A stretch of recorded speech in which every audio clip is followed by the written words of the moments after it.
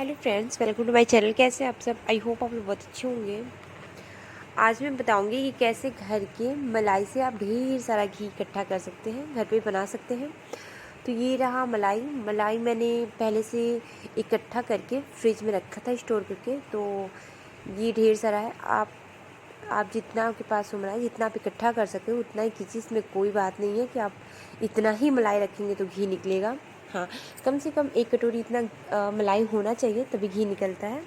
तो ये रहा घी, और मैं कढ़ाई में रखी हूँ इसे हीट होने के लिए, गर्म होने के लिए। आप देख सकते हैं किनारे से कैसे इसमें से घी निकल रहा है। मतलब कि ये हमारा जो मलाई है वो छोड़ रहा है घी को।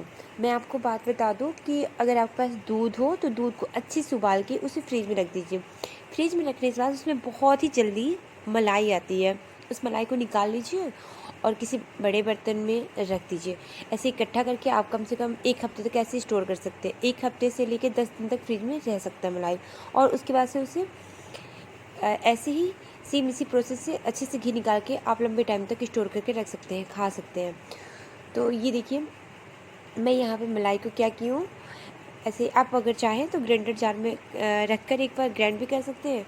उससे बहुत अच्छा ऐसे जो फेंटने वाला काम होता है वो जार ही कर देता है, तो वो दिक्कत नहीं होती।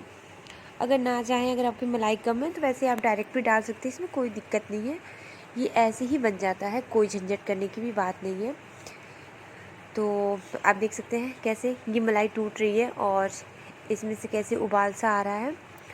अब ये धीरे धीरे ऐसे करते करते घी का रूप ले लेगा। तो आप देख सकते हैं और भी ये घी वाले रूप में आ गया। किनारे किनारे से पूरे घी है और मैं फ़िलहाल इसे चला रही हूँ, थोड़ी देर के लिए छोड़ी हूँ ताकि जो ये बुलबुले हैं, जो उबाल आ रहे हो, थोड़े कम हो जाए। उसके बाद से दिखेगा। और ये चारों तरफ से पूरा येलो येलो है, मतलब पीला ही हुआ है। वो लाइट के कमाल से आपको वाइट दिख रहा है, तो वाइट नहीं है, पूरा येलो हो चुका है। और ये रहे हमारे शुद्ध घी, घर का बना हुआ। आप देख सकते हैं जो मलाई का कुछ हिस्सा ऐसे बच जाता है वो नीचे बैठ जाता है और घी हमारा ऊपर आ जाता है। तो मैं यहाँ पे ली हूँ एक बर्तन जिसमें घी को छानूंगी, और यहाँ पे मैं छन्नी का इस्तेमाल कर रही हूँ। अगर आपके पास ऐसा ना हो तो कोई बात नहीं, चाय वाली छन्नी से भी आप छान सकते हैं, थोड़ा थोड़ा करके।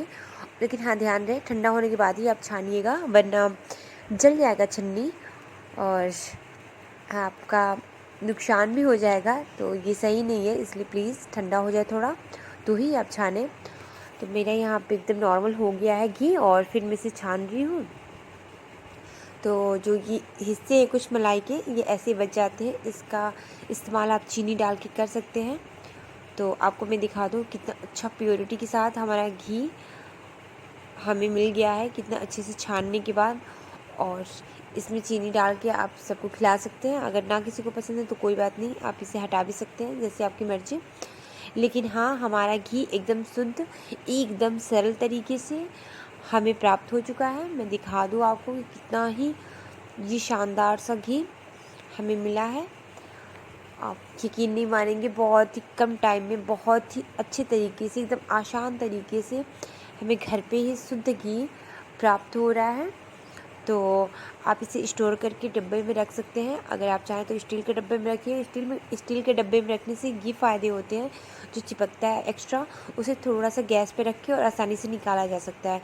तो मैं तो आपको यही कहूँगी कि आप स्टील वाले डब्बे में ही रखिए। अगर ना हो तो कोई बात नहीं, प्लास्टिक वाले डब्बे में भी आप भर के इसे लंबे टाइम के लिए स्टोर कर सकते हैं, खा सकते हैं। अब जैसे चाहें वैसे घी का इस्तेमाल कर सकते हैं, पूजा में, रोटी के साथ, चावल के साथ, वगैरह वगैरह। जिस तरह से आप चाहें वो घी का इस्तेमाल कर सकते हैं। ये ठंडे होने के बाद बिल्कुल मार्केट वाले घी जैसे जम जाता है, लेकिन ये मार्केट वाला घी जैसे बिल्कुल नहीं होता। ये बिल्कुल घर का घी है और एकदम शुद्ध होता है। तो आप इसका इस्तेमाल पूजा में कर सकते हैं।